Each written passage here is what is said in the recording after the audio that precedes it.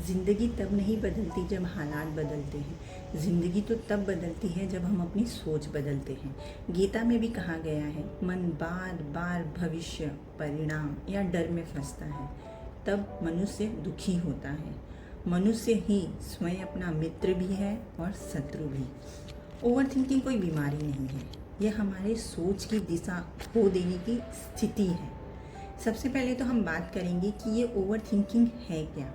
जब हमारा मन बार बार एक ही बात को दोहरा रहा हो, दिमाग से वो बात निकल ही नहीं रही, वही बात, वही सवाल, वही डर, कहीं मैंने गलत तो नहीं बोल दिया, कहीं मैंने कुछ गलत तो नहीं कह दिया, वो मुझे समझता ही नहीं, ऐसे हजारों सवालों के चक्कर में हम घंटों घंटों और कभी कभी तो पूरी रात गुजार देते हैं। यही है हमारी ओवर थिंकिंग। सोचने में और ओवर थिंकिंग में ज़मीन आसमान का अंतर होता है। सोचने से हमें सल्यूशन मिलते हैं और ओवर थिंकिंग से प्रॉब्लम। ओवर थिंकिंग की प्रॉब्लम ही यही है, हम सोचते नहीं हैं, हम उस सोच में खो जाते हैं और फिर वो सोच हमें खा जाती है, हमारा कॉन्फिडेंस लेवल खोखला कर देती है। शुरुआत में हमें लगता है कि हम इस प्रॉब्लम का सल्यूशन निकाल रहे हैं, पर वो हमारी सोच इतनी बढ़ जाती है कि हमारे अंदर डर, असुरक्षा और बेचैनी आने लगती है। यही बात हमारी धीरे धीरे आदत बनती जाती है और हम एक ओवर थिंकर बन जाते हैं।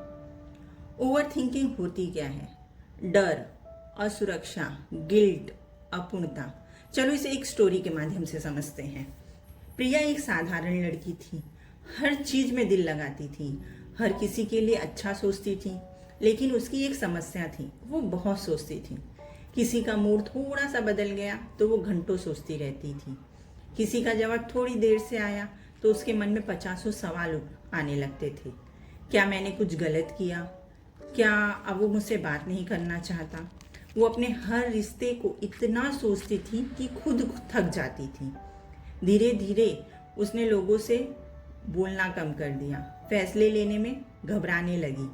उसे लगता था कि सोचकर वह सब कुछ संभाल लेगी, लेकिन असल में उसकी सोच ने ही उसे बंधक बना लिया था।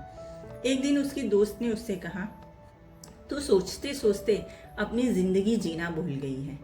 तब प्रिया ने उस दिन से तय किया कि वो हर बात को महसूस करेगी, ना कि सोचेगी। वो हर स्थिति को समझेगी पर उसमें उलझेगी नहीं। और धीरे धीरे उसने सीखा, हर सवाल का जवाब जरूरी नहीं होता। ओवर थिंकिंग का असर यह एक मेंटली प्रॉब्लम नहीं है, यह हमारे शरीर और सोल पर भी असर डालती है।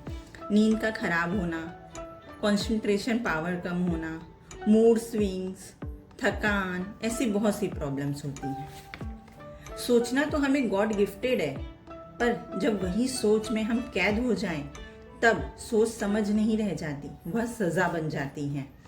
ओवर थिंकिंग की शुरुआत रोकने से नहीं होती, बल्कि देखने से होती है। अपने विचारों को बस देखो, उन्हें आने दो, जाने दो। हर विचार को पकड़कर मत रखो, हर बात का अर्थ ढूंढना जरूरी नहीं है। ओवर थिंकिंग को कम करने के लिए एक छोटी सी प्रैक्टिस करते हैं। आज से, बल्कि अभी से, कोई बात अगर आपके दिमाग में बार बार आए तो उस पर अपने आप से ये 3 क्वेश्चन पूछो। क्या ये बात वास्तव में इतनी इम्पोर्टेंट है? क्या मैं इस पर अभी कुछ सोल्यूशन निकाल सकता हूँ? क्या ये थॉट मुझे पीस दे रहा है या मुझे बेचैन कर रहा है? अगर तीनों का आंसर नहीं है तो मुस्कुराओ। मुस्कुराओ और कहो, ये थॉट्स मेरे नहीं हैं, ये बस एक मेहमान है। जब हम यह समझ लेते हैं कि हर विचार पर ध्यान देना जरूरी नहीं, हर बात का जवाब खोजना इम्पोर्टेंट नहीं है, उसी वक्त हम खुद को आज़ाद कर लेते हैं इस सोच के माया जाल से। मन को रोकना नहीं है, उसे समझना है। यह समझ इस ओवर थिंकिंग से बाहर निकालने की पहली सीढ़ी है। तो जब भी आपको ओवर थिंकिंग हो तो ये तीनों सवालों के जवाब ढूंढो और फिर तुम्हें समझ में आ जाएगा।